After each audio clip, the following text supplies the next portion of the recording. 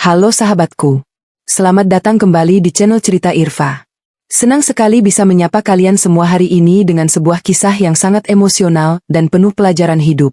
Sebelum kita masuk ke dalam ceritanya, yuk kita absen dulu.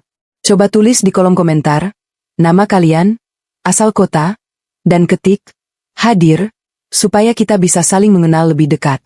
Jangan lupa juga untuk klik tombol like dan subscribe, agar kalian tidak ketinggalan kelanjutan kisah-kisah seru lainnya hanya di channel ini. Kisah hari ini bermula dari sebuah luka yang sangat dalam, sebuah kalimat yang diucapkan oleh seorang ibu yang seharusnya menjadi pelindung, namun justru menjadi penghancur harapan. Mari kita saksikan perjuangan Diana dalam membuktikan jati dirinya. Halo sahabatku, selamat datang di channel Cerita Irfa. Sebelum kita mulai, yuk absen dulu di kolom komentar dengan menuliskan nama, asal kota, dan ketik hadir. Jangan lupa juga untuk klik tombol like dan subscribe supaya kalian tidak ketinggalan kelanjutan kisah yang sangat menguras emosi ini. Malam itu udara di ruang tamu terasa begitu menyesakkan bagi Diana. Di tengah gelak tawa keluarga besar yang merayakan kelulusan Arlan dengan predikat terbaik, Diana hanya duduk mematung di sudut meja makan. Ia mencoba memberanikan diri untuk menyela pembicaraan ibu yang sedang membanggakan masa depan cerah Arlan yang akan segera menjadi manajer di sebuah perusahaan besar. Dengan suara yang gemetar, Diana mencoba mengutarakan impiannya untuk mengambil kursus seni desain yang selama ini ia idamkan. Ia berharap ibu akan memberikan dukungan yang sama, atau setidaknya sedikit senyuman bangga untuk anak perempuannya. Namun, suasana seketika berubah menjadi hening dan mencekam saat ibu meletakkan sendoknya dengan kasar ke atas piring porselen. Tatapan mata ibu yang semula penuh binar kebanggaan saat menatap Arlan, kini berubah menjadi dingin dan penuh penghinaan saat beralih kepada Diana. Tanpa keraguan sedikit pun, ibu mengucapkan kalimat yang seolah merobek seluruh harapan Diana dalam sekejap. Ibu mengatakan bahwa masa depan Diana adalah urusan Diana sendiri, dan ibu tidak ingin membuang waktu maupun uang untuk hal yang dianggap tidak berguna. Ibu menegaskan bahwa yang mereka pedulikan hanyalah masa depan Arlan, si anak pintar yang menjadi satu-satunya tumpuan harapan keluarga.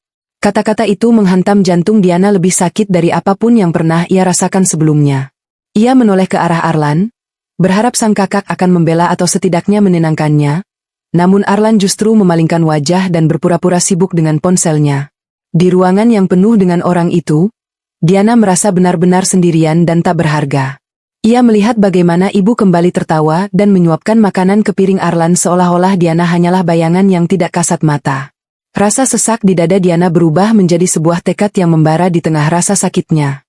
Tanpa mengeluarkan sepatah kata pun, ia bangkit dari kursi dan berjalan menuju kamarnya. Ia tidak menangis terseduh-seduh, melainkan mulai mengemasi beberapa pakaian dan peralatan gambar sederhananya ke dalam sebuah tas ransel tua. Diana menyadari bahwa di rumah ini tidak ada tempat bagi mimpinya jika ia terus bergantung pada belas kasihan ibu. Sambil menatap cermin, ia berjanji pada dirinya sendiri bahwa suatu hari nanti, ia akan membuktikan bahwa ia mampu berdiri tegak tanpa bantuan siapapun. Malam itu juga, saat seluruh anggota keluarga sudah terlelap dalam euforia kesuksesan Arlan, Diana melangkah keluar dari pintu belakang rumah. Ia tidak meninggalkan pesan atau surat pamit.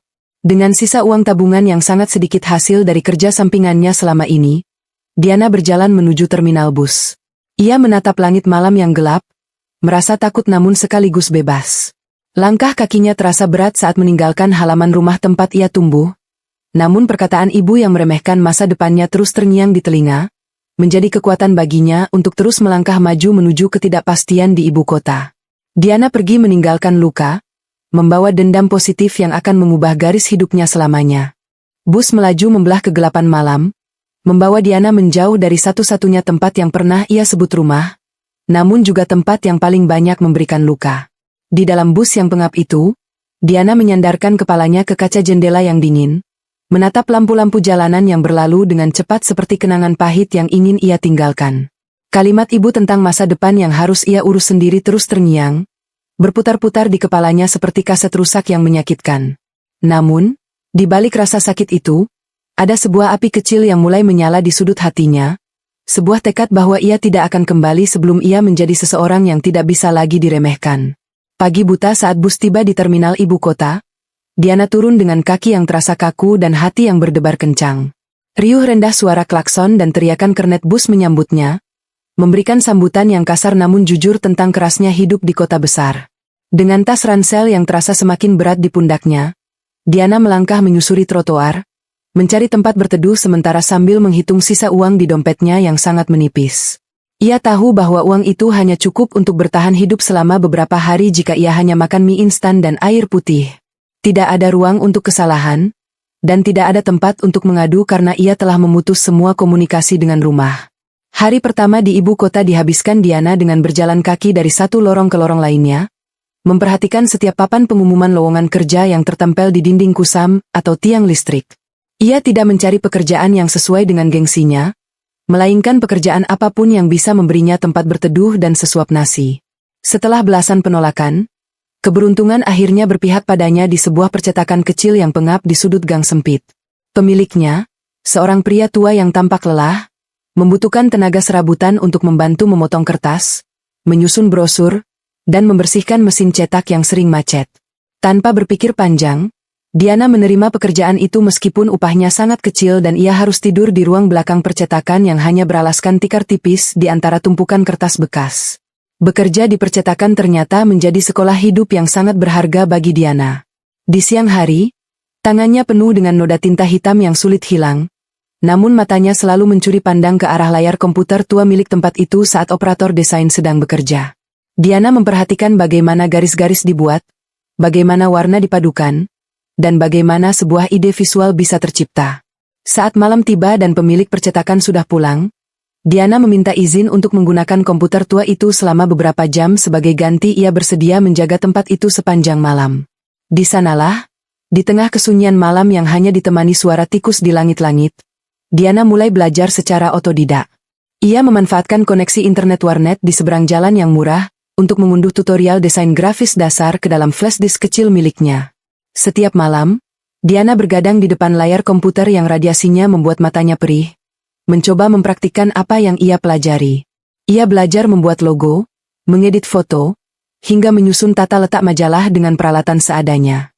Rasa lelah yang luar biasa seringkali membuatnya nyaris menyerah, namun setiap kali ia ingin berhenti, bayangan wajah ibu yang tertawa bangga pada Arlan muncul di benaknya.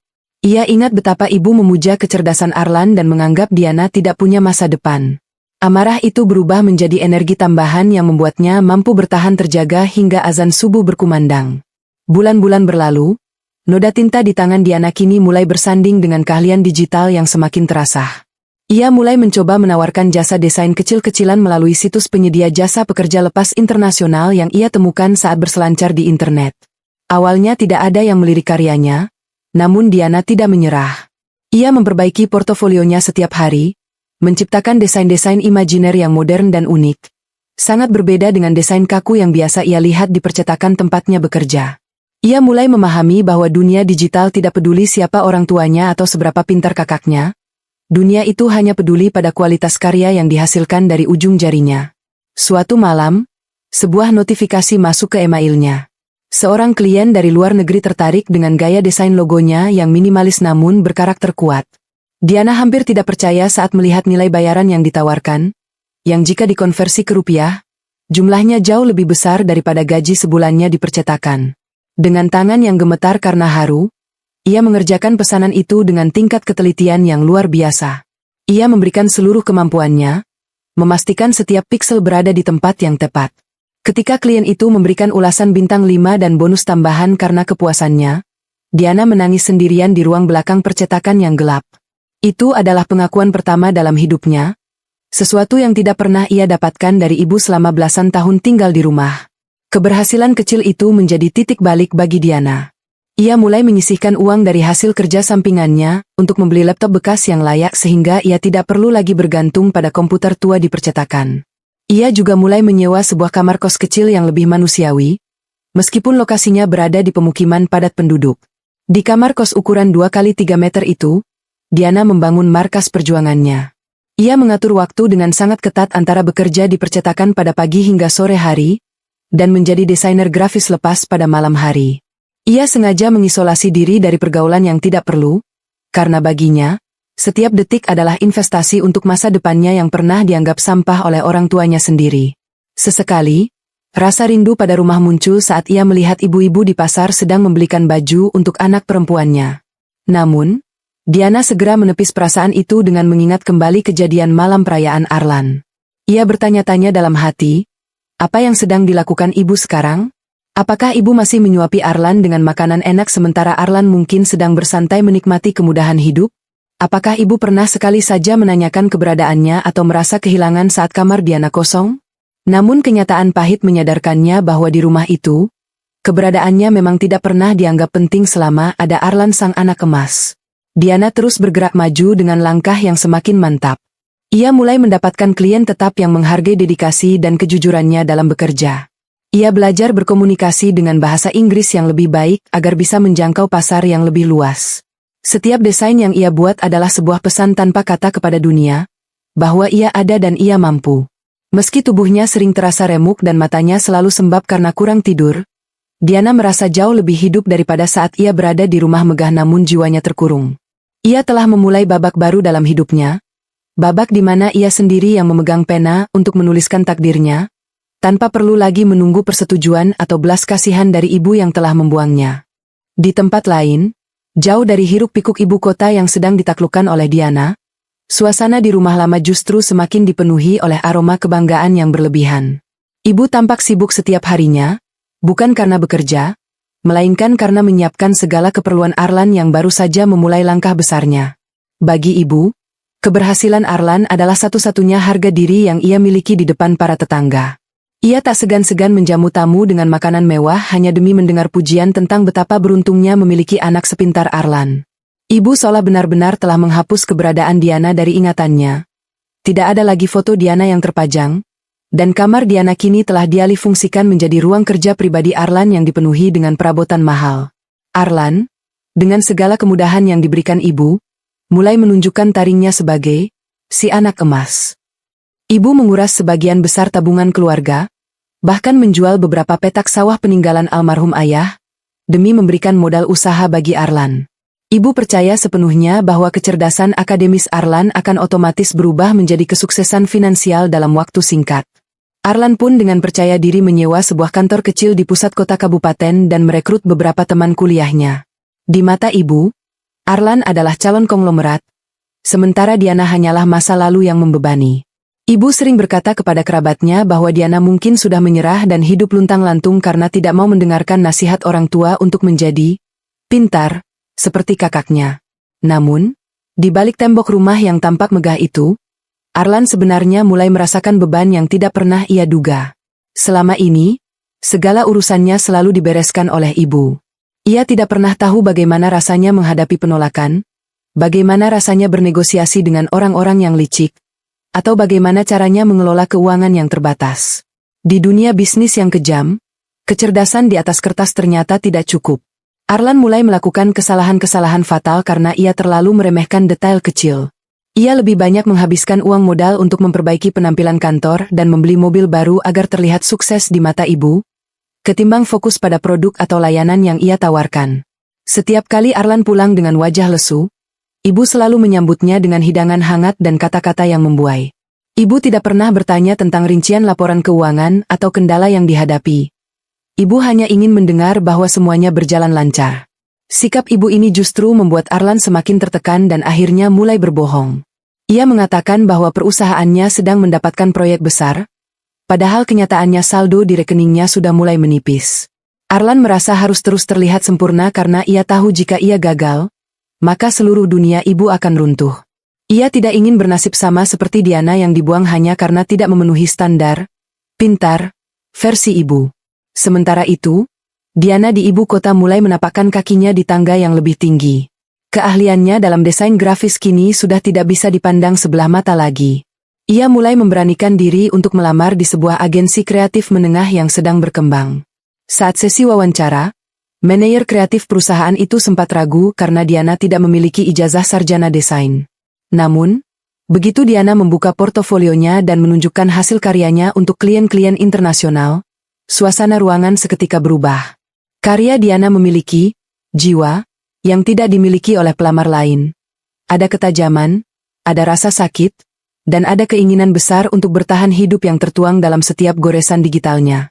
Diana akhirnya diterima bekerja dengan gaji yang jauh lebih layak. Ia tidak lagi bekerja di ruang belakang percetakan yang pengap, melainkan di sebuah meja kantor yang bersih dengan peralatan yang memadai. Meski begitu, Diana tidak menjadi sombong atau bersantai. Ia tetap menjadi orang pertama yang datang ke kantor dan orang terakhir yang pulang. Ia menyerap semua ilmu dari senior-seniornya seperti spons.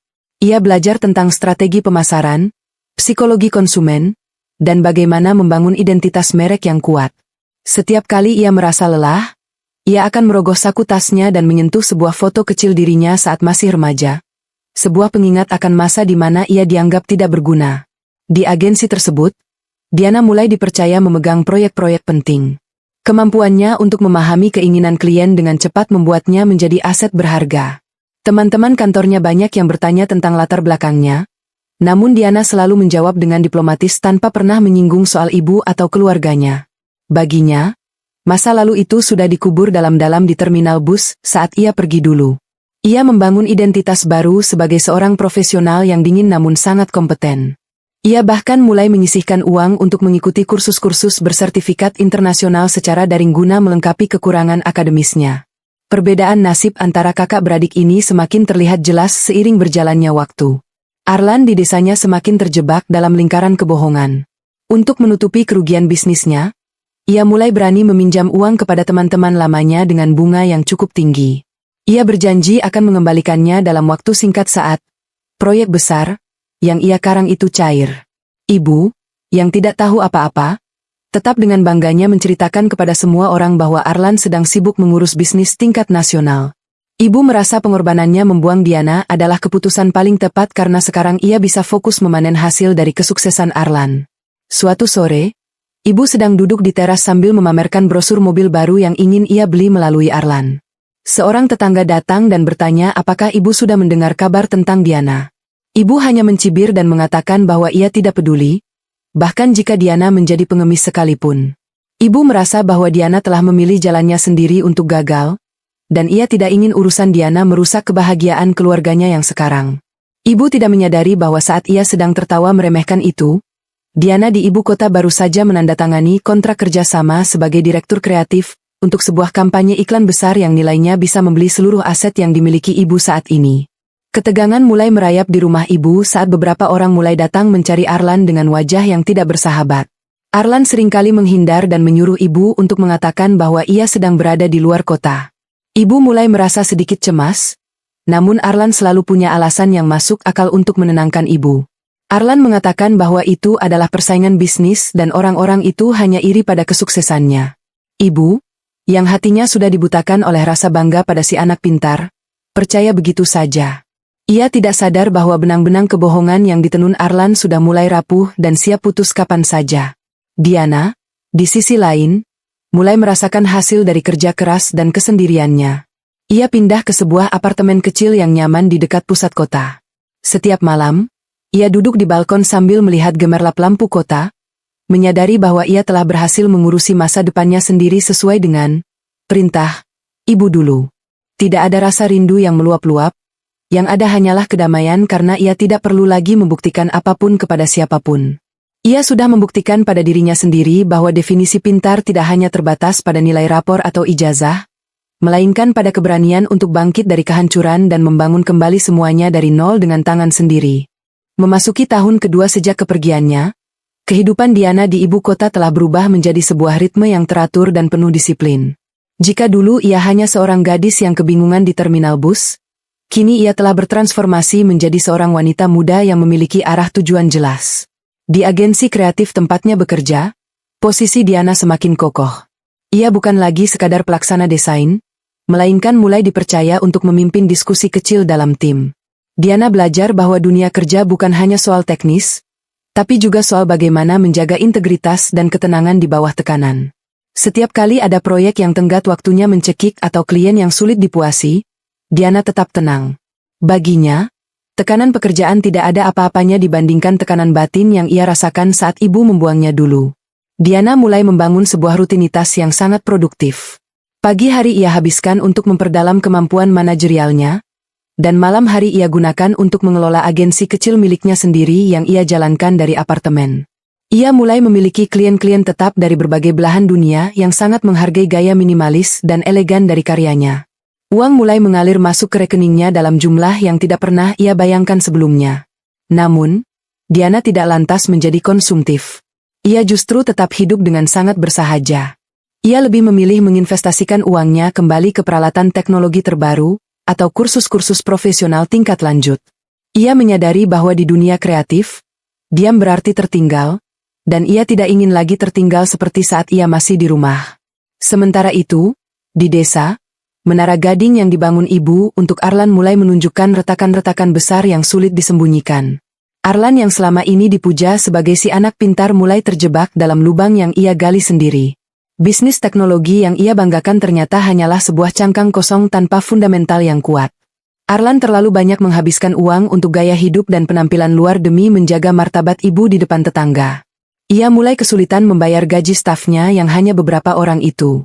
Kantor yang dulu terlihat mentereng kini mulai tampak suram karena beberapa peralatan kantor terpaksa dijual diam-diam untuk menutupi hutang operasional. Ibu mulai merasakan ada yang tidak beres ketika Arlan tidak lagi memberikan uang bulanan dalam jumlah besar seperti biasanya. Namun, setiap kali ibu bertanya, Arlan selalu memiliki 1001 alasan yang terdengar cerdas di telinga ibu.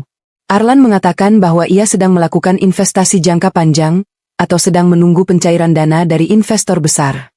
Ibu, yang tidak memahami mekanisme dunia bisnis, hanya mengangguk percaya. Bagi ibu, Arlan adalah manusia yang tidak mungkin gagal. Rasa percaya yang berlebihan ini justru menjadi racun bagi Arlan, karena ia merasa tidak memiliki pilihan selain terus berbohong, agar tidak mengecewakan ibu yang telah mengorbankan segalanya demi dia. Kondisi keuangan keluarga mulai terguncang hebat ketika beberapa teman kuliah Arlan datang ke rumah bukan untuk bertamu, melainkan untuk menagih janji pengembalian modal. Suara gaduh di ruang tamu membuat ibu terkejut. Arlan mencoba menenangkan mereka dengan janji-janji kosong di belakang rumah, sementara ibu hanya bisa terdiam di dapur dengan tangan gemetar. Saat orang-orang itu pergi, Arlan meyakinkan ibu bahwa itu hanyalah kesalahpahaman kecil dalam pembagian keuntungan. Ibu mencoba untuk percaya, namun mulai saat itu, tidur ibu tidak lagi nyenyak. Ia mulai sering teringat Diana, tapi bukan karena rindu, melainkan karena ia merasa Diana sangat beruntung tidak perlu menyaksikan kesulitan yang sedang dihadapi Arlan sekarang. Di sisi lain, Diana mendapatkan sebuah peluang emas yang menjadi lompatan besar dalam karirnya. Sebuah perusahaan gaya hidup ternama dari Singapura mencari direktur kreatif untuk kampanye regional mereka di Indonesia, dan nama Diana muncul sebagai kandidat kuat berkat portofolionya yang luar biasa. Saat mengikuti proses seleksi, Diana tidak menonjolkan ijazahnya, melainkan strategi visinya yang tajam. Ia berbicara tentang bagaimana sebuah brand harus memiliki empati terhadap penggunanya, sebuah konsep yang ia pelajari dari pahitnya hidup. Ia akhirnya terpilih, dan posisi ini membawanya pada tingkat ekonomi yang sangat mapan. Ia kini memiliki asisten pribadi dan mulai sering diundang menjadi pembicara dalam berbagai seminar desain. Meskipun sudah sukses besar, Diana tetap menjaga jarak dari keluarganya. Ia seringkali melihat profil media sosial ibu yang masih memajang foto-foto keberhasilan lama Arlan yang sebenarnya sudah basi. Diana hanya bisa tersenyum getir melihat betapa ibu masih hidup dalam ilusi. Ia tidak merasa perlu untuk memamerkan kesuksesannya kepada ibu. Baginya, kepuasan terbesar bukan saat melihat ibu menyesal, melainkan saat ia mampu bangun di pagi hari tanpa rasa takut akan masa depan. Ia telah membuktikan perintah ibu. Ia telah mengurusi masa depannya sendiri, dan ia melakukannya dengan sangat gemilang tanpa perlu mencurangi siapapun. Ketegangan di rumah ibu memuncak saat sebuah surat peringatan dari bank datang ke rumah. Ternyata, Arlan secara diam-diam telah mengagunkan sertifikat rumah peninggalan ayah untuk mendapatkan pinjaman besar guna menutupi hutang-hutang pribadinya. Ibu yang mengetahui hal itu hampir pingsan karena syok. Ia tidak menyangka anak yang selalu ia banggakan, si anak pintar yang menjadi tumpuan harapannya, telah mempertaruhkan tempat tinggal mereka. Arlan berlutut di kaki ibu sambil menangis, memohon maaf dan berjanji akan membereskan semuanya. Namun kali ini, kata-kata cerdas Arlan tidak lagi mempan. Ibu mulai menyadari bahwa kecerdasan akademis tidak menjamin karakter seseorang. Dalam kepanikannya, ibu mencoba menelpon kerabat-kerabat jauh untuk meminjam uang, namun semua orang menolak karena mereka sudah tahu tentang kondisi bisnis Arlan yang berantakan. Saat itulah, salah satu kerabat menyebutkan bahwa mereka secara tidak sengaja melihat wajah Diana di sebuah majalah bisnis sebagai salah satu wanita muda paling berpengaruh tahun ini. Ibu tertegun, seolah disambar petir di siang bolong. Ia tidak percaya bahwa anak perempuan yang ia usir dengan kalimat kasar, yang ia anggap tidak punya masa depan, kini berada di puncak kesuksesan yang bahkan tidak bisa dicapai oleh Arlan. Ada rasa malu yang teramat sangat menyelimuti hati ibu, namun rasa butuh akan uang mulai mengalahkan rasa malunya itu.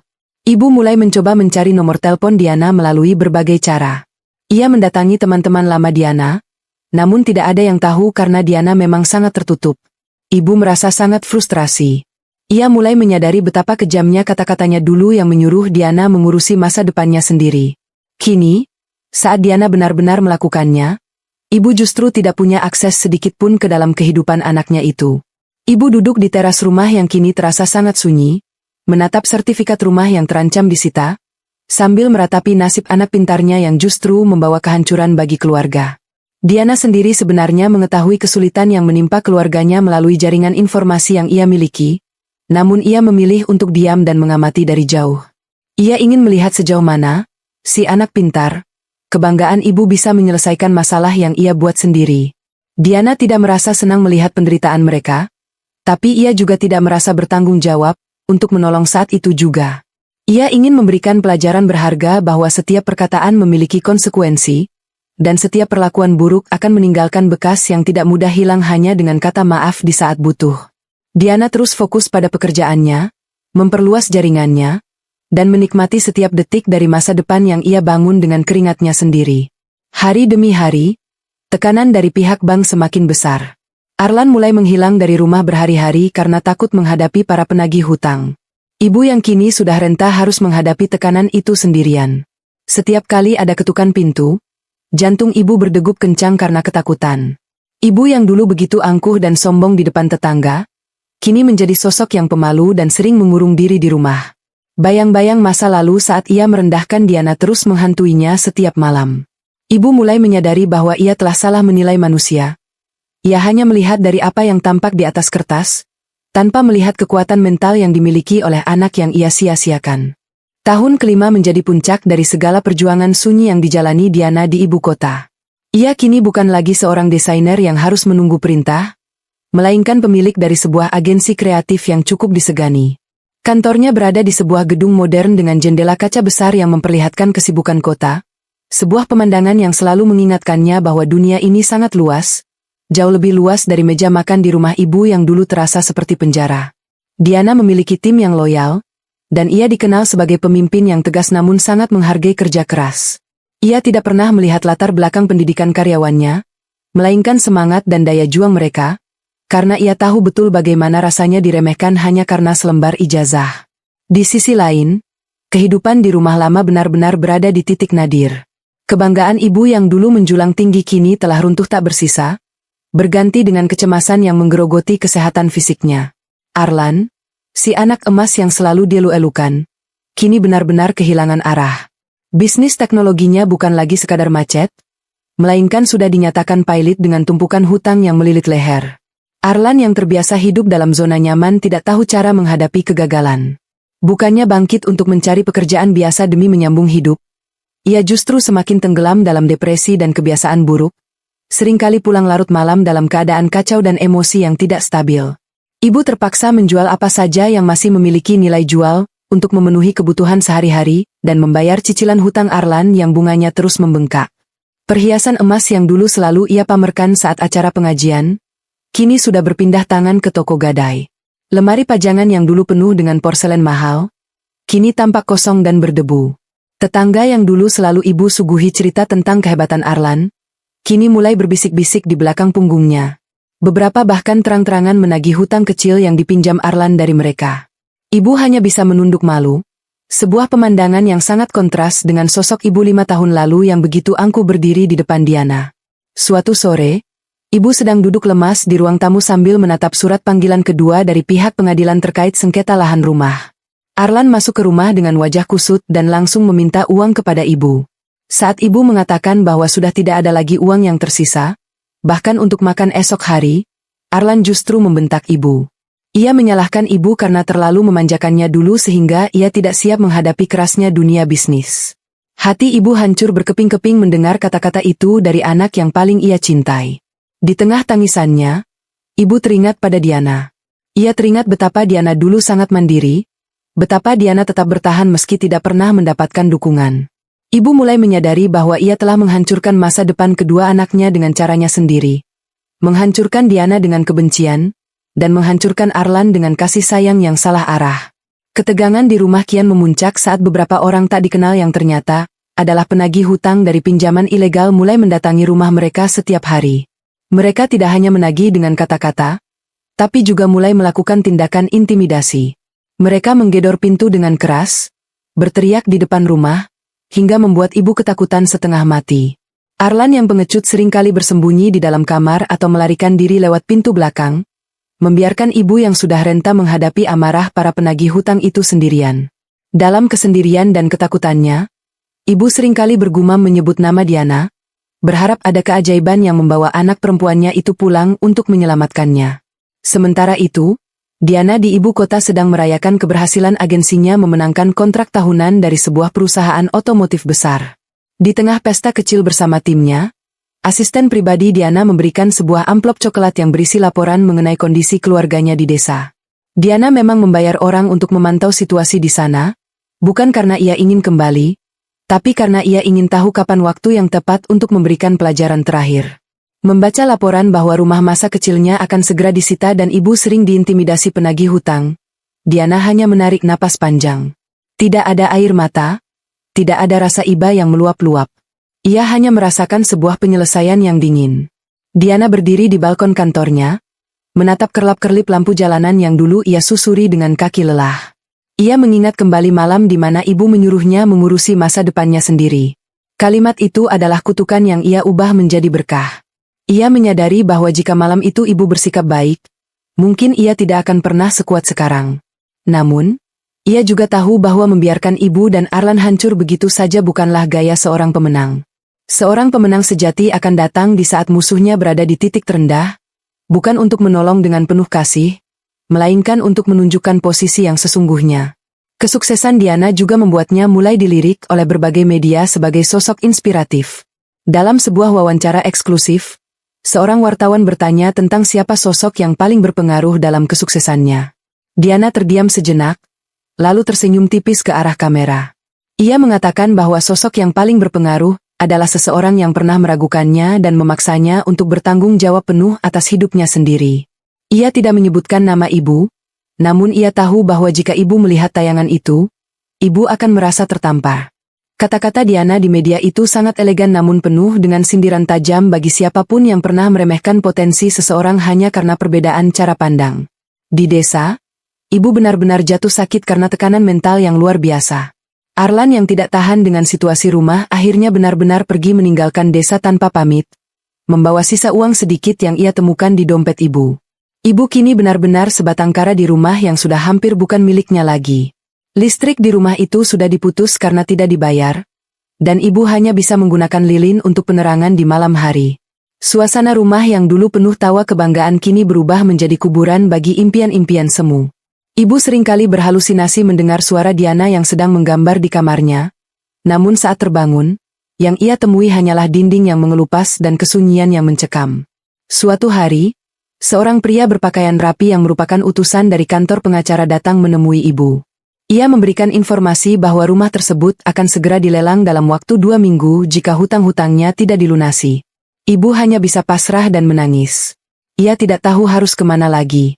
Di saat-saat terakhir itu, ibu mencoba memberanikan diri untuk menulis surat pendek yang ia titipkan kepada tetangga, berharap surat itu bisa sampai ke tangan Diana melalui bantuan orang-orang kota. Surat itu hanya berisi beberapa kata. Diana, ibu sakit. Maafkan ibu. Namun, surat itu hanyalah selembar kertas yang mungkin tidak akan pernah mengubah apapun di mata Diana yang sudah terlanjur membeku. Diana yang menerima kabar tentang kondisi rumah dan kaburnya Arlan merasa bahwa panggung sudah siap. Ia mulai mengatur jadwalnya untuk melakukan perjalanan kembali ke desa kelahirannya. Ia menyiapkan segala dokumen, menyiapkan mentalnya, dan tentu saja menyiapkan penampilan yang akan membuat siapapun yang melihatnya sadar bahwa Diana yang sekarang bukan lagi Diana yang dulu. Ia tidak membawa dendam yang berapi-api, melainkan sebuah otoritas yang tenang. Ia ingin menyelesaikan apa yang dimulai oleh ibu 5 tahun lalu. Ia ingin menunjukkan bahwa masa depan yang ia urus sendiri telah membawanya ke tempat yang jauh lebih tinggi daripada yang pernah ibu bayangkan untuk Arlan. Hari keberangkatan itu pun tiba. Diana masuk ke dalam mobil mewahnya yang disetir oleh sopir pribadinya. Sepanjang perjalanan, ia melihat sawah-sawah yang dulu sering ia lalui saat berangkat sekolah. Semuanya tampak sama, namun dirinya sudah sangat berbeda. Ia melewati rumah-rumah tetangga yang dulu sering menggunjingnya, dan kini mereka hanya bisa menatap mobil mewah itu dengan penuh rasa ingin tahu. Diana memejamkan mata sejenak, mengumpulkan seluruh kekuatannya untuk pertemuan yang akan menentukan babak akhir dari sejarah keluarganya. Ia tahu, setelah hari ini, semuanya tidak akan pernah sama lagi, dan ia siap untuk menutup buku masa lalunya selamanya. Mobil hitam mengkilap milik Diana berhenti tepat di depan sebuah gedung perkantoran mewah di pusat kota. Langkah kakinya yang mantap, dibalut sepatu hak tinggi yang elegan, bergema di lobi marmer yang dingin. Hari ini adalah hari besar bagi agensi kreatifnya. Ia baru saja mendapatkan kepercayaan untuk menangani peluncuran produk dari sebuah perusahaan otomotif global. Di balik kesuksesannya yang kian menjulang, Diana tetaplah sosok yang penuh rahasia. Ia tidak pernah bercerita pada stafnya tentang luka yang ia bawa dari sebuah rumah kecil di desa. Baginya, profesionalisme adalah topeng terbaik untuk menutupi masa lalu yang pernah menghancurkan harga dirinya. Sementara itu, di desa, kenyataan pahit terus menghujam ibu tanpa ampun. Arlan benar-benar menghilang, meninggalkan ibu dalam kesendirian yang mencekam.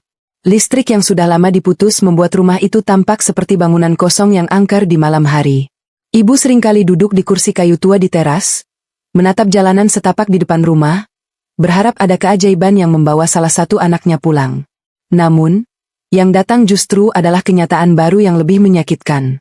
Arlan ternyata tidak hanya memiliki hutang di bank, tetapi juga pada beberapa warga desa dengan menjanjikan keuntungan besar dari bisnis bodong yang ia jalankan. Kabar tentang kesuksesan Diana mulai merambat masuk ke desa seperti api yang membakar jerami kering.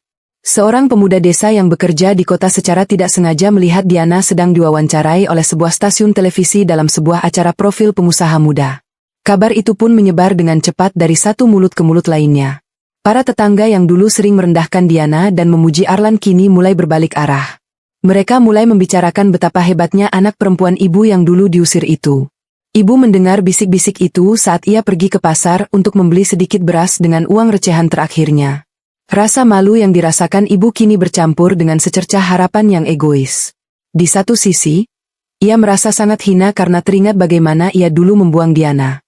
Di sisi lain, desakan ekonomi dan ancaman penyitaan rumah membuatnya mulai berpikir bahwa Diana adalah satu-satunya penyelamat yang tersisa. Ibu mulai mencoba mencari tahu di mana kantor Diana berada. Ia mendatangi sekolah lama Diana, bertanya pada teman-teman masa kecilnya, hingga akhirnya ia mendapatkan sebuah alamat samar di ibu kota. Dengan sisa tenaga dan harga diri yang sudah lumat, ibu nekat pergi ke kota menggunakan bus ekonomi, persis seperti yang dilakukan Diana 5 tahun lalu. Sesampainya di ibu kota yang sangat luas, ibu merasa sangat kecil dan tidak berarti. Ia tersesat berkali-kali di antara gedung-gedung pencakar langit yang dingin. Kakinya yang sudah rentat terasa sangat sakit karena terus berjalan. Setelah bertanya pada puluhan orang dan hampir menyerah, ibu akhirnya berdiri di depan gedung kaca yang megah, tempat agensi Diana berada. Ibu ragu-ragu untuk masuk. Pakaiannya yang lusuh dan wajahnya yang kuyu sangat kontras dengan kemewahan di sekitarnya. Namun, bayangan rumah yang akan disita memberinya keberanian untuk melangkah masuk ke dalam lobi. Resepsionis yang cantik dan rapi menatap ibu dengan bingung saat ibu mengatakan ingin bertemu dengan pimpinan perusahaan yang bernama Diana. Resepsionis itu memberitahu bahwa Diana sedang sangat sibuk dan tidak bisa ditemui tanpa janji temu. Ibu memohon dengan suara gemetar, mengatakan bahwa ia adalah ibu dari Diana. Resepsionis itu tampak ragu, namun ia akhirnya menghubungi asisten pribadi Diana. Tidak lama kemudian, asisten Diana turun dan melihat sosok ibu yang malang itu. Tanpa banyak bicara, asisten tersebut meminta ibu untuk menunggu di sebuah sofa di sudut lobi, sementara ia memberikan laporan kepada Diana. Di dalam kantornya yang mewah, Diana sedang menatap layar monitor saat asistennya masuk dan mengabarkan bahwa ada seorang wanita tua yang mengaku sebagai ibunya sedang menunggu di bawah. Tangan Diana yang sedang memegang pena sempat terhenti sejenak. Jantungnya berdegup lebih kencang, namun wajahnya tetap datar tanpa ekspresi. Ia terdiam cukup lama, menatap ke arah jendela besar yang memperlihatkan pemandangan kota.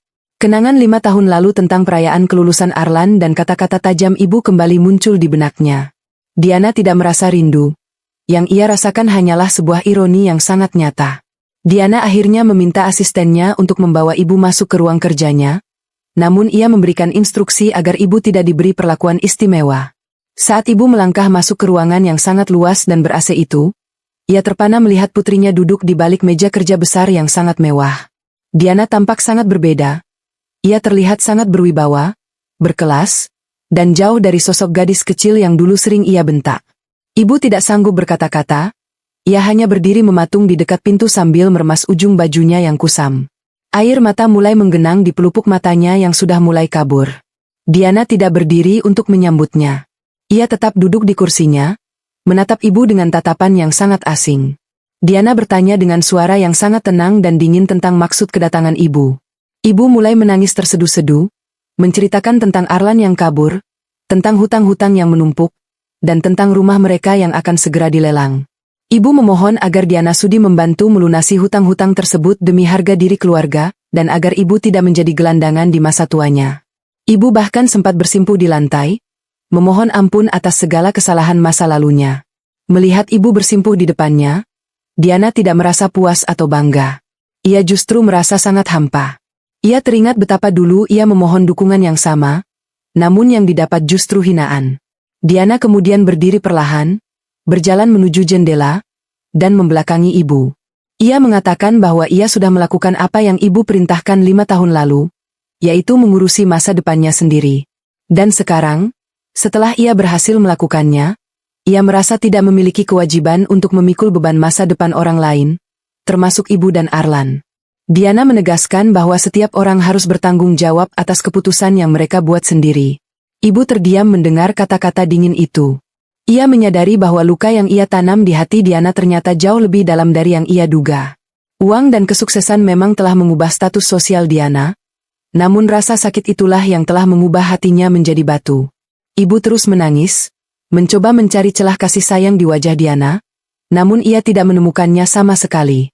Diana hanya memberikan ibu sejumlah uang tunai yang cukup untuk ongkos pulang dan biaya hidup selama beberapa hari, lalu meminta asistennya untuk mengantar ibu keluar dari kantornya.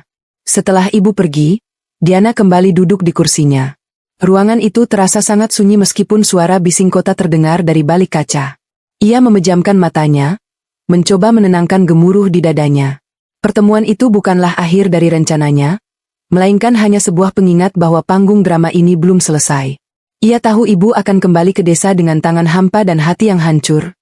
Namun Diana merasa perlu membiarkan proses itu berjalan secara alami. Baginya, keadilan bukan hanya soal uang, tapi soal bagaimana seseorang dipaksa untuk merasakan apa yang pernah dirasakan orang lain. Di perjalanan pulang ke desa, ibu hanya bisa menatap keluar jendela bus dengan tatapan kosong.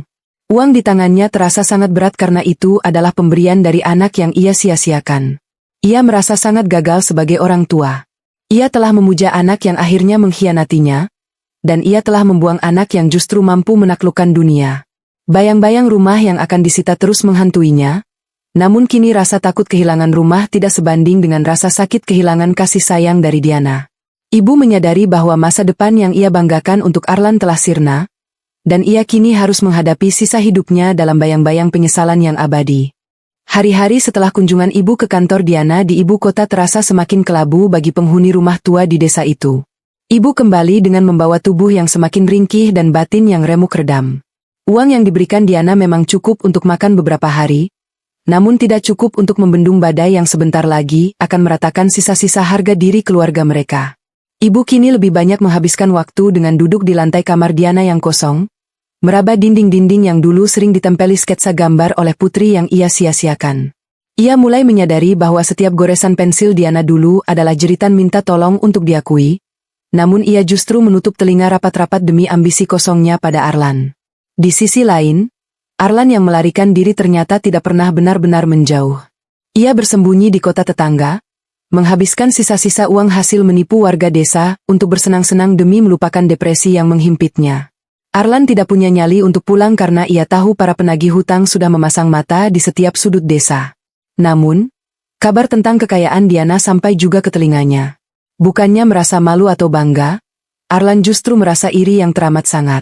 Di dalam pikirannya yang sudah kacau, ia merasa Diana beruntung karena tidak memikul beban ekspektasi setinggi dirinya. Ia merasa kesuksesan Diana seharusnya menjadi milik keluarga, yang artinya juga menjadi miliknya untuk melunasi segala kekacauan yang ia perbuat. Arlan pun mencoba menghubungi ibu secara sembunyi-sembunyi melalui telepon tetangga. Saat mendengar suara Arlan, tangis ibu pecah. Bukannya meminta maaf, Arlan justru menyuruh ibu untuk terus memohon dan mengiba pada Diana. Arlan memprovokasi ibu dengan mengatakan bahwa Diana adalah anak yang durhaka jika membiarkan keluarganya hancur sementara ia hidup mewah di atas penderitaan orang tua. Ibu yang sedang dalam kondisi mental yang sangat lemah mulai terpengaruh oleh kata-kata manis namun beracun dari putra kesayangannya itu. Harapan palsu kembali tumbuh di hati ibu. Ia percaya bahwa jika ia terus memaksa, Diana pasti akan luluh karena darah lebih kental daripada air. Sementara itu, Diana sedang berada di puncak kesibukannya. Ia sedang mempersiapkan sebuah pameran seni digital berskala besar yang ia dedikasikan untuk para pejuang mimpi yang tidak dianggap. Posisi Diana sebagai direktur kreatif kini membuatnya sering berinteraksi dengan kalangan atas, termasuk pejabat bank dan pengusaha properti. Melalui koneksinya yang luas, Diana secara diam-diam mendapatkan informasi bahwa aset rumahnya di desa telah secara resmi masuk ke dalam daftar lelang eksekusi. Diana melihat foto rumah itu di layar tabletnya. Rumah yang penuh dengan kenangan pahit itu tampak begitu kecil dan rapuh dibandingkan dengan gedung-gedung yang ia bangun sekarang. Alih-alih merasa panik, Diana justru menghubungi seorang pengacara kepercayaannya. Ia memberikan instruksi rahasia untuk mengikuti proses lelang rumah tersebut. Diana tidak ingin menebus rumah itu atas nama ibu atau Arlan. Ia ingin membeli rumah itu secara legal dari pihak bank melalui pihak ketiga, sehingga secara hukum, ia adalah pemilik sah atas tanah dan bangunan tempat ia dibesarkan. Diana ingin memiliki kendali penuh atas nasib ibu dan rumah itu, bukan sebagai seorang anak yang berbakti, melainkan sebagai seorang pemilik yang memegang kendali atas asetnya sendiri. Ini adalah langkah strategisnya untuk memastikan bahwa Arlan tidak akan pernah bisa menginjakkan kaki di sana lagi untuk mengambil keuntungan. Di desa, suasana semakin panas ketika pihak bank datang untuk menempelkan stiker penyitaan di gerbang depan rumah. Kerumunan tetangga berkumpul di depan jalan, menonton dengan berbagai macam ekspresi. Ada yang kasihan, namun lebih banyak yang mencibir karena teringat betapa sombongnya ibu dulu. Ibu hanya bisa mengunci diri di dalam rumah, menangis sambil memeluk bantal. Ia merasa dunianya benar-benar sudah berakhir. Di saat yang sama, para penagih hutang ilegal mulai melakukan tindakan yang lebih nekat dengan mencoret-coret tembok rumah dengan kata-kata kasar menggunakan cat semprot. Rumah itu kini tidak lagi terlihat seperti rumah seorang anak pintar, melainkan seperti monumen kegagalan yang memalukan. Arlan yang melihat situasi semakin mendesak, nekat mengirimkan pesan singkat kepada Diana melalui nomor kantor. Isinya penuh dengan ancaman dan tuduhan bahwa Diana tidak punya hati nurani. Arlan mengancam akan menyebarkan berita buruk tentang masa lalu Diana ke media jika Diana tidak segera mengirimkan sejumlah uang besar. Membaca pesan itu, Diana hanya tersenyum tipis. Ia sudah sangat siap menghadapi serangan semacam itu. Ia justru menyimpan pesan tersebut sebagai bukti tambahan untuk menjerat Arlan secara hukum jika suatu saat nanti diperlukan. Diana menyadari bahwa Arlan belum berubah. Ia tetaplah pemuda yang merasa dunia berhutang padanya hanya karena ia dianggap pintar. Diana kemudian memutuskan untuk mengutus asisten pribadinya untuk menemui ibu di desa secara rahasia. Sang asisten membawa sebuah dokumen kontrak yang isinya sangat dingin. Dokumen itu menyatakan bahwa jika ibu ingin tetap tinggal di rumah itu sampai akhir hayatnya, ibu harus menyerahkan seluruh hak kuasa atas sisa lahan keluarga kepada sebuah yayasan yang dikelola oleh perusahaan Diana. Selain itu, ibu dilarang keras untuk memberikan akses atau bantuan apapun kepada Arlan. Jika melanggar satu poin saja, ibu akan langsung dikeluarkan dari rumah tersebut tanpa kompensasi apapun. Ini adalah cara Diana untuk melindungi ibu dari pengaruh buruk Arlan sekaligus memastikan ibu benar-benar sadar akan kesalahannya. Saat ibu menerima dokumen itu dari asisten Diana, ia merasa sangat terhina. Namun, asisten itu hanya berkata dengan datar bahwa ini adalah satu-satunya pilihan jika ibu tidak ingin tidur di kolong jembatan minggu depan. Ibu menatap kertas-kertas itu dengan tangan gemetar. Ia menyadari bahwa putri yang dulu ia panggil dengan sebutan, tidak punya masa depan, kini justru menjadi penguasa tunggal atas nafas dan tempat tinggalnya. Dengan air mata yang terus mengalir, ibu menandatangani dokumen itu. Ia merasa telah menjual sisa hidupnya kepada anak yang pernah ia buang. Malam itu, Setelah menandatangani dokumen, ibu duduk sendirian di teras rumah yang gelap. Ia melihat stiker penyitaan bank yang kini sudah ditutupi dengan papan pengumuman bahwa properti tersebut telah berpindah tangan ke pemilik baru. Meskipun ia masih bisa tinggal di sana, ia tahu bahwa statusnya kini bukan lagi pemilik, melainkan hanya penumpang, atas belas kasihan sebuah sistem yang dibangun oleh anaknya sendiri. Ibu merasa sangat asing di rumahnya sendiri. Setiap sudut rumah kini mengingatkannya pada Diana. Bukan Diana yang manis, melainkan Diana yang perkasa dan tak tersentuh. Diana sendiri tetap tenang di kantornya, memantau semua perkembangan itu melalui laporan digital. Ia merasa bebannya mulai terangkat satu persatu. Ia tidak merasa jahat, ia hanya merasa sedang menjalankan sebuah keadilan yang tertunda. Ia ingin ibu merasakan bagaimana rasanya hidup di bawah aturan orang lain, tanpa punya suara untuk membela diri, persis seperti yang dialaminya dulu. Diana menutup laptopnya, berdiri, dan melihat keluar jendela. Ia tahu babak akhir akan segera tiba, saat di mana ia akan bertemu muka dengan ibu dan membuktikan sekali lagi bahwa masa depannya adalah benar-benar miliknya sendiri, dan ia telah mengurusnya dengan cara yang sangat luar biasa. Setelah dokumen pengalihan hak itu ditandatangani, suasana di rumah desa itu berubah menjadi sangat sunyi, seolah-olah waktu berhenti berdetak. Ibu kini hidup dalam ketakutan yang berbeda, bukan lagi takut kepada penagih hutang, melainkan takut pada bayang-bayang aturan yang ditetapkan oleh Diana. Setiap langkah yang ibu ambil di dalam rumah terasa sangat berat karena ia tahu, secara hukum, setiap jengkal ubin yang ia injak adalah milik perusahaan anaknya. Tidak ada lagi suara tawa bangga, yang ada hanyalah desah nafas penyesalan yang panjang. Ibu mulai sering melamun, menatap pintu depan, membayangkan bagaimana jika dulu ia memberikan pelukan kepada Diana ketimbang kata-kata tajam yang menghancurkan. Di ibu kota, Diana baru saja menyelesaikan sebuah proyek kolaborasi besar yang membuatnya mendapatkan penghargaan sebagai tokoh inspiratif tahun ini. Namanya kini tidak hanya dikenal di dunia desain, tapi juga di kalangan pengusaha properti dan sosialita. Namun, di balik semua kegemilangan itu, Diana sedang merencanakan sebuah gerakan penutup. Ia memanggil pengacara dan tim keamanannya untuk memastikan bahwa perlindungan terhadap aset rumah di desa sudah maksimal. Ia mendapatkan laporan bahwa Arlan, yang sedang dalam persembunyian, mencoba menyewa pengacara murah untuk menggugat keabsahan dokumen yang ditandatangani ibu. Arlan rupanya masih mencoba mencari celah untuk merebut kembali harta keluarga yang kini sudah berganti kepemilikan. Diana hanya tersenyum dingin mendengar laporan itu. Ia tahu Arlan tidak memiliki dasar hukum yang kuat dan hanya sedang berputus asa. Diana kemudian memutuskan untuk melakukan serangan balik yang elegan. Ia menggunakan jaringannya untuk memastikan semua catatan kegagalan bisnis dan hutang-hutang Arlan tercatat secara resmi di Biro Kredit Nasional, sehingga Arlan tidak akan pernah bisa meminjam uang atau membangun bisnis atas namanya sendiri dimanapun di negeri ini. Diana ingin memastikan bahwa si anak pintar itu benar-benar harus merangkak dari bawah tanpa bantuan nama besar keluarga atau koneksi masa lalu. Ketegangan meningkat ketika suatu malam, Arlan nekat pulang ke desa secara sembunyi-sembunyi. Ia masuk lewat pintu belakang rumah, wajahnya tampak kuyu dengan lingkaran hitam di bawah mata, sangat jauh dari sosok anak emas yang dulu selalu rapi. Begitu melihat ibu, ia bukan bertanya tentang kesehatan ibu, melainkan langsung meminta kunci lemari dan menanyakan di mana sertifikat tanah yang baru. Saat ibu menceritakan bahwa semuanya sudah diambil alih oleh perusahaan Diana melalui perjanjian yang mengikat, Arlan mengamuk.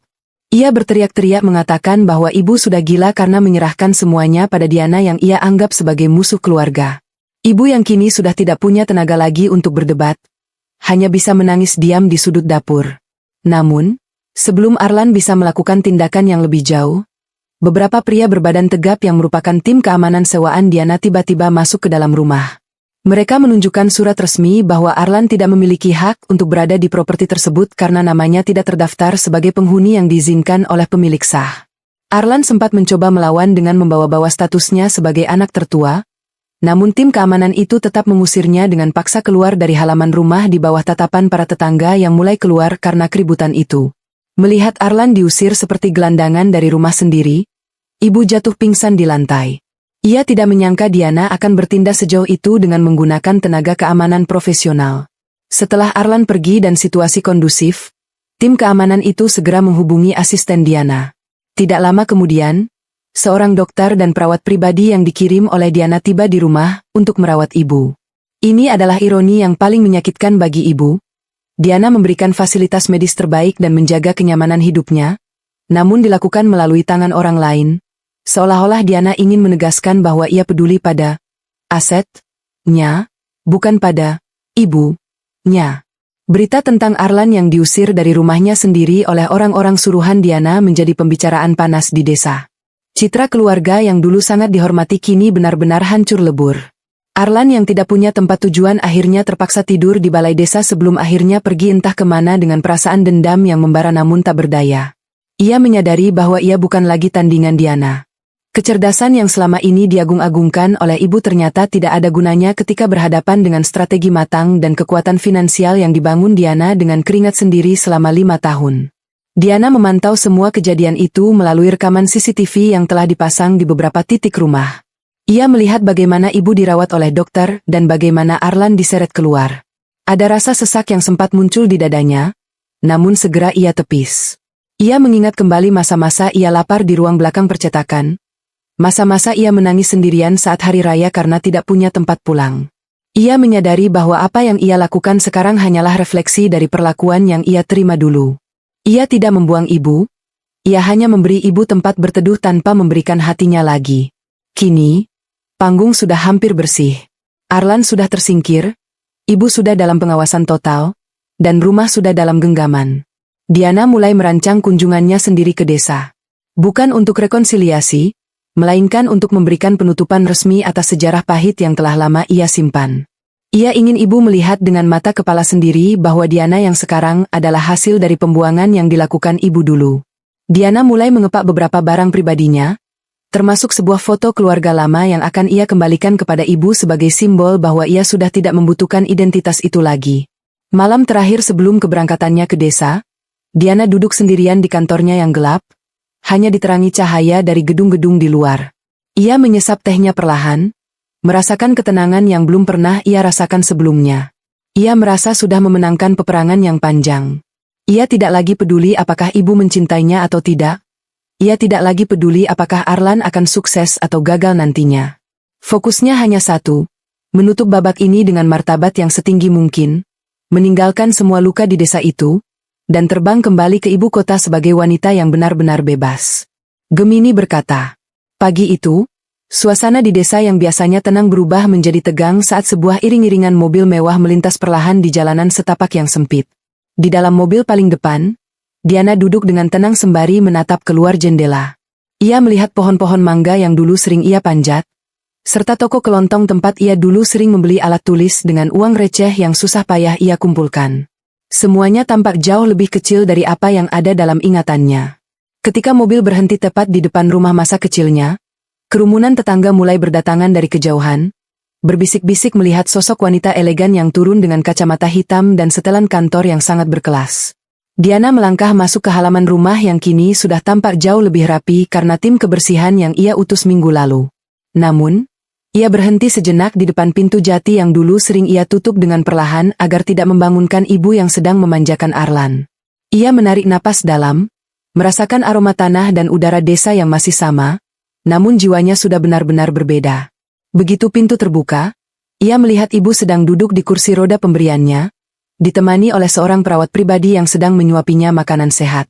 Wajah ibu tampak sangat pucat, matanya yang cekung seketika membelalak saat melihat sosok yang berdiri di ambang pintu. Ibu mencoba berbicara, namun suaranya tercekat di tenggorokan. Air mata seketika tumpah membasahi pipinya yang sudah keriput. Ia mencoba menggerakkan tangannya, seolah ingin meraih ujung baju Diana, namun Diana tetap berdiri di jarak yang cukup jauh. Tidak ada pelukan hangat, tidak ada tangisan haru dari sisi Diana. Ia hanya memberikan isyarat kepada perawat untuk meninggalkan mereka berdua di ruang tamu yang kini sudah dipenuhi dengan perabotan baru, yang semuanya adalah milik perusahaan Diana. Ruangan itu terasa sangat dingin meskipun sinar matahari pagi masuk dengan bebasnya melalui jendela. Diana mengeluarkan sebuah map perak dari tasnya dan meletakkannya di atas meja. Di dalamnya terdapat laporan kesehatan ibu yang sangat detail, serta bukti-bukti pembayaran hutang Arlan yang telah ia lunasi sepenuhnya agar rumah itu benar-benar bersih dari masalah hukum. Diana mengatakan dengan nada bicara yang datar bahwa semua yang ada di rumah ini, termasuk obat-obatan yang dikonsumsi ibu, adalah hasil dari masa depan yang dulu ibu suruh untuk ia urus sendiri. Ia ingin ibu tahu bahwa kesuksesan yang ia raih bukan karena restu, melainkan karena rasa sakit yang ibu berikan telah menjadi motor penggerak yang tidak pernah padam. Ibu hanya bisa tertunduk sambil terisak, mengucapkan kata maaf berulang kali dengan suara yang sangat parau. Ibu mengakui bahwa ia telah dibutakan oleh kecerdasan semu Arlan dan telah menyia-nyiakan permata yang sesungguhnya. Namun, Diana hanya tersenyum tipis mendengarnya. Baginya, kata maaf itu datang terlambat 5 tahun. Diana menjelaskan bahwa ia tidak datang untuk mencari permintaan maaf, karena ia sudah memaafkan dirinya sendiri sejak lama. Ia datang untuk memastikan bahwa ibu mendapatkan kehidupan yang layak di masa tua sebagai bentuk tanggung jawab kemanusiaan. Namun bukan berarti ibu mendapatkan kembali tempat di dalam hatinya yang paling dalam. Di tengah pembicaraan itu, Arlan tiba-tiba muncul di depan pintu dengan penampilan yang sangat mengenaskan. Rupanya ia telah mengawasi rumah dari kejauhan dan memberanikan diri untuk masuk saat melihat mobil Diana. Arlan langsung berlutut di hadapan Diana, memohon-mohon agar diberikan modal sekali lagi untuk memulai hidup baru. Ia bahkan mencoba menyalahkan keadaan ekonomi yang sulit sebagai alasan kegagalannya. Melihat kakaknya yang dulu begitu angkuh kini bersimpuh di kakinya dengan cara yang sangat rendah, Diana merasakan rasa iba yang sangat kecil, namun rasa muaknya jauh lebih besar. Diana berdiri, menatap Arlan dari atas ke bawah. Ia mengatakan dengan tegas bahwa kecerdasan yang selama ini dibanggakan Arlan ternyata tidak mampu membuatnya menjadi manusia yang bertanggung jawab. Diana menegaskan bahwa ia tidak akan memberikan 1 rupiah pun untuk modal usaha Arlan. Ia justru menawarkan Arlan sebuah posisi sebagai kurir di salah satu gudang perusahaannya dengan identitas orang biasa, jika memang Arlan ingin benar-benar belajar arti kerja keras. Arlan terdiam 1000 bahasa.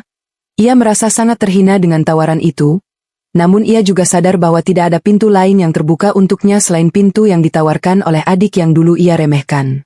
Ibu hanya bisa menyaksikan adegan itu dengan hati yang tersayat. Ia melihat bagaimana kedua anaknya kini berada di kutub yang sangat berbeda. Ia melihat Diana yang begitu kokoh dan tak tergoyahkan, serta Arlan yang hancur berkeping-keping. Ibu menyadari bahwa keputusannya di masa lalu telah menciptakan jurang yang mustahil untuk dijembatani lagi. Ia merasa sangat berdosa karena telah membuat Diana menjadi sosok yang seolah tidak memiliki perasaan, padahal itu adalah mekanisme pertahanan diri yang ia paksa untuk Diana bangun sendiri. Diana kemudian memberikan instruksi terakhir kepada perawat dan tim keamanannya di depan ibu dan Arlan. Ia menegaskan bahwa rumah ini akan tetap menjadi tempat tinggal ibu, namun Arlan dilarang keras untuk tinggal di sana kecuali ia menerima pekerjaan yang ditawarkan dan menunjukkan perubahan perilaku selama 1 tahun penuh. Diana ingin menciptakan sistem yang adil, di mana kerja keras adalah satu-satunya cara untuk mendapatkan tempat. Setelah memberikan instruksi tersebut, Diana bersiap untuk pergi. Ia tidak ingin berlama-lama di rumah yang hanya mengingatkannya pada kegelapan masa lalu. Sebelum melangkah keluar, Diana menoleh sejenak ke arah ibu. Ia memberikan sebuah bingkai foto kecil yang berisi gambarnya saat memenangkan penghargaan internasional. Ia mengatakan bahwa foto itu adalah bukti bahwa masa depannya sudah sangat mapan, dan ibu tidak perlu lagi merasa khawatir atau peduli, persis seperti keinginan ibu dulu. Kalimat itu diucapkan tanpa nada marah, namun justru karena itulah terasa sangat menyakitkan bagi ibu. Diana melangkah pergi dengan anggun, masuk ke dalam mobilnya, dan meninggalkan debu yang berterbangan di halaman rumah. Di dalam mobil, Diana menarik napas panjang dan bersandar. Ia merasa sebuah beban raksasa yang selama ini menghimpit pundaknya telah jatuh. Ia tidak merasa menjadi orang jahat, ia hanya merasa telah menjadi orang yang adil terhadap dirinya sendiri. Ia menatap ke arah cermin, melihat wanita sukses yang telah ia bangun dari nol. Perjalanan kembali ke desa ini adalah babak pembersihan yang ia perlukan sebelum benar-benar melangkah ke masa depan yang lebih gemilang lagi tanpa bayang-bayang luka lama. Kini, ia sudah siap untuk benar-benar menutup buku ini dan tidak akan pernah menoleh ke belakang lagi dengan rasa sedih. Suasana di teras rumah pagi itu sangat kontras dengan 5 tahun lalu. Jika dulu tempat ini penuh dengan aroma masakan mewah untuk merayakan Arlan, kini yang ada hanyalah aroma obat-obatan dan keheningan yang menyesakkan. Ibu duduk di kursi rodanya, menatap kosong ke arah pagar besi yang kini dijaga oleh 2 pria berseragam. Para tetangga berkumpul di seberang jalan, berbisik-bisik melihat mobil hitam mewah yang masih terparkir di depan halaman. Mereka tidak lagi melihat keluarga ibu dengan rasa iri, melainkan dengan rasa ngeri melihat betapa dinginnya pembalasan dari seorang anak yang pernah dibuang. Diana berdiri dengan tenang, merapikan setelan jasnya yang tanpa noda. Di hadapannya, Arlan masih tertunduk lesu setelah mendengar tawaran pekerjaan sebagai buruh gudang. Arlan mencoba memberanikan diri menatap mata adiknya, berharap ada sedikit celah kehangatan atau belas kasihan di sana. Namun, mata Diana seperti kaca yang memantulkan kembali kehancuran Arlan tanpa sedikit pun rasa iba. Diana kemudian mengeluarkan sebuah kartu nama berwarna perak dan meletakkannya di tangan ibu yang gemetar. Ia menjelaskan bahwa itu adalah nomor asisten pribadinya yang akan mengurus semua kebutuhan rumah tangga, tagihan listrik, hingga biaya medis ibu setiap bulannya. Ibu mulai menangis lagi, suaranya parau memanggil nama Diana sambil berusaha meraih tangannya. Ibu memohon agar Diana mau tinggal barang satu malam saja di rumah itu, untuk sekadar makan bersama seperti dulu. Namun, Diana menarik tangannya perlahan sebelum ibu sempat menyentuhnya. Ia mengatakan bahwa rumah ini sudah bukan lagi tempatnya untuk pulang. Baginya, rumah adalah tempat di mana seseorang merasa diterima dan didukung, dan ia tidak pernah merasakan hal itu di bawah atap ini. Diana menegaskan bahwa kehadirannya hari ini hanyalah untuk melunasi hutang eksistensi, karena ibu telah melahirkannya, bukan sebagai bentuk kembalinya seorang anak yang berbakti. Dengan langkah yang mantap, Diana berjalan menuju mobilnya. Di tengah jalan, ia berhenti dan berbalik untuk terakhir kalinya. Ia melihat ibu yang sedang memeluk kartu namanya sambil menangis terseduh-seduh, dan Arlan yang berdiri mematung di samping kursi roda seperti orang kehilangan nyawa.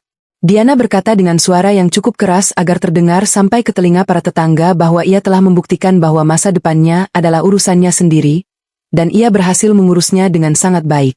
Ia juga mengingatkan ibu bahwa sekarang, masa depan ibu dan Arlan juga sudah bukan urusannya lagi, karena ia telah memberikan semua alat yang dibutuhkan untuk bertahan hidup. Saat pintu mobil tertutup dengan suara yang solid, Diana merasa sebuah beban berat yang selama ini mendekam di dadanya benar-benar menguap. Mobil itu mulai melaju perlahan meninggalkan halaman rumah, melewati kerumunan warga yang kini hanya bisa terdiam melihat kesuksesan yang begitu dingin itu. Dari kaca spion, Diana melihat sosok ibu yang semakin mengecil dan akhirnya hilang saat mobil berbelok di ujung jalan. Tidak ada air mata yang jatuh di pipi Diana. Yang ada hanyalah sebuah senyuman tipis dan rasa tenang yang luar biasa. Ia kembali ke ibu kota bukan untuk melarikan diri, melainkan untuk melanjutkan hidup yang sudah ia bangun dengan kekuatannya sendiri. Sesampainya di ibu kota, Diana langsung menuju kantornya. Ia berdiri di balkon lantai paling atas, melihat matahari terbenam yang membiaskan warna emas di antara gedung-gedung pencakar langit. Ia menyadari bahwa ia telah menulis akhir ceritanya sendiri dengan sangat elegan. Ia tidak membalas kejahatan dengan kejahatan yang sama, melainkan dengan kesuksesan yang membuat orang-orang yang meremehkannya merasa tidak berarti.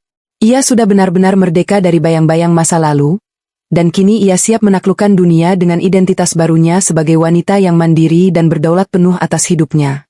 Pesan moral: kecerdasan akademis memang penting, namun mental yang tangguh dan kemandirian adalah kunci utama untuk bertahan di kerasnya dunia.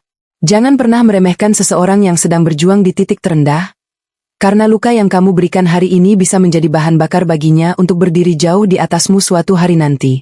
Kesuksesan adalah cara terbaik untuk membungkam keraguan orang lain.